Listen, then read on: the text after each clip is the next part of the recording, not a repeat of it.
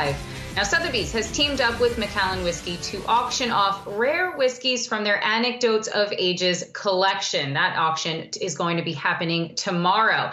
Now, the benefits are going to the Guggenheim Museum's Diversity, Equity, Access, and Inclusion initiatives. Now, each bottle also features a design from Sir Peter Thomas Blake, best known for co-creating the sleeve design for the Beatles album Sgt. Pepper's Lonely Hearts Club Band. We're joined now by Jamie Ritchie, worldwide head of Sotheby's Wine.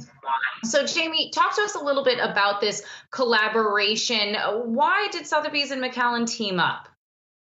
So we've had a long and fruitful, rewarding partnership with Macallan, where we've been presenting some rare exclusive whiskies that they've launched into the marketplace, and then obviously giving the proceeds to a variety of different charities around the world. And so we've done this in a number of different places, and this is the latest edition, which is working with the Guggenheim Museum as well. Now, I believe that is the box just behind you there, featuring one of the bottles inside. I'm not sure if you can open it up and give us all a sneak peek. There it is. I do want to ask why Sir Peter Thomas Blake, to design, one of the labels. So the Macallans had a long and rewarding relationship with Sir Peter Blake. And he actually did, for the 1926 60-year-old Macallan, he actually did an artist label for that bottle. We were lucky enough to sell one here in New York in October 2018, and it's still the highest priced bottle of spirits that's been sold at $843,000. They've done another collaboration in 2012 with him for his 80th birthday.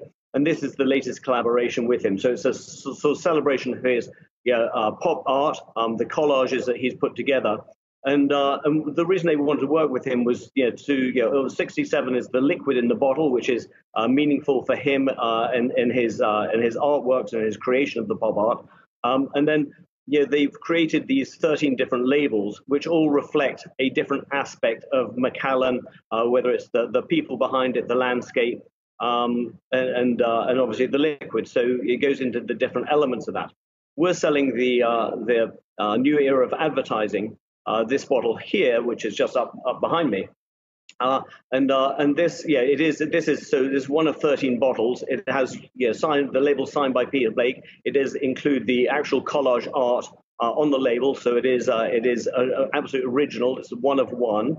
And this bottle celebrates the new year for advertising, which really came in and launched Macallan as a brand with a new aesthetic, a new energy, a new diversity, and it includes the people at the bottom of the label just here who have been influential in that story. And then the Easter Elke's house is a watercolor from one of their art directors who was instrumental in building the campaigns.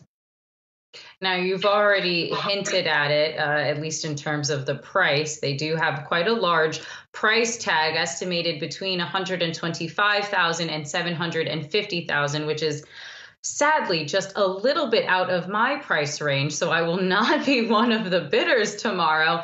But how much money are you hoping to raise for the Guggenheim in the auction tomorrow? Well, we disclosed the bid online, and the current bidding is at $150,000. As you said, the estimate is a broad one, and the top end is $750,000. And we have a broad estimate because it is absolutely unique. It's one of one. This has never been sold before. It is, going to the Solnar Guggenheim Museum, their diversity, equity, access, and inclusion initiatives, giving greater access and free entry to a diverse audience. So, for that charitable reason, we have a very broad estimate. Obviously, I'm the lucky one who will be the auctioneer tomorrow morning. And so, as an auctioneer, you never want to try and predict where you're going to get to. You're going to coax and encourage people along the way, and we'll see where it ends up. But hopefully, it'll be at least 150,000, and our hopes are obviously a lot higher than that.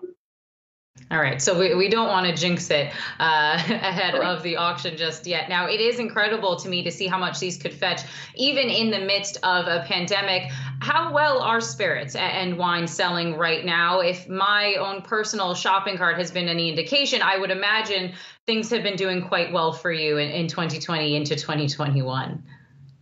Yes, the market has been very robust. Obviously, people haven't been able to go out and enjoy themselves in restaurants. so much and at events and travel. So they've been doing a lot of consumption at home. The spirits market has actually been on fire for us. So in 2016, it represented 2% of our sales. In 2018, 6%. And last year in 2020, it was 20% of our sales. So the demand for spirits, particularly whiskey and particularly Macallan. Macallan is now our number 2 selling producer in the wine and spirits category. And it represents 38% of our whiskey sales. So there's strong demand for great whiskey, rare whiskey. And I would say one of the interesting things is that younger buyers have really been coming into the marketplace. We had 12% under 30, 48% under 40, and 75% under 50. And we've seen that really around the world, in the Americas, in Europe, and particularly in Asia. I'm wondering if you think that this is a trend that's going to continue even after the pandemic is over. Do you think that something else is going to be catching collectors' fancy going forward? Well, I think everyone wants to celebrate with friends and family, and once we can move around and travel and commune together. And so I think anything that's consumable, shareable, enjoyable, and adds to an experience is going to be very much valued. So I would expect that both wines and spirits to continue to have a very strong and healthy demand and growing demand. We see demand growing from younger people. And that's not that the older people are stopping drinking or enjoying it either. So I think it's a very positive and healthy outlook for our business.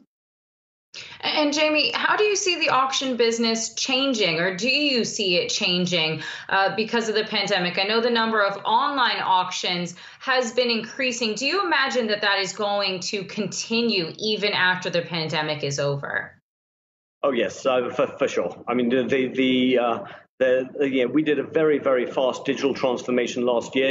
In March, we suddenly couldn't have a live auction, and we haven't had live auctions here since that time last year. We actually obviously have this auction tomorrow morning, starting at 9 a.m. It's live, so people can bid by telephone. They can bid live online and watch the stream of the video through our app or at Sotheby's.com. And we anticipate that will continue. We haven't printed many catalogs since then.